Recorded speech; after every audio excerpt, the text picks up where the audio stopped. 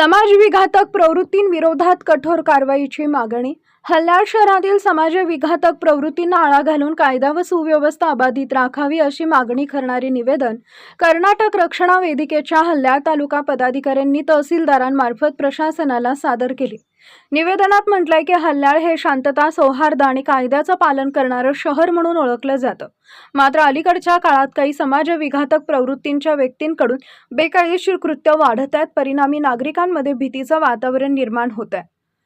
अलीकडेच हल्याळ धारवाड मार्गावरील मौर्य बारमध्ये कर्तव्य बजावत असलेल्या पोलीस कर्मचाऱ्यावर झालेला हल्ला हा केवळ एका व्यक्तीचा गुन्हा नसून कायदा व प्रशासन व्यवस्थेलाच दिलेलं खुले आवाहन असल्याचं निवेदनात नमूद करण्यात आलंय.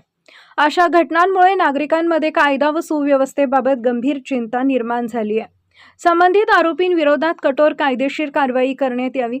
आवश्यक असल्यास गुंडा कायद्यासह इतर लागू कायदा अंतर्गत ही कारवाई करावी अशी मागणी करण्यात आली आहे.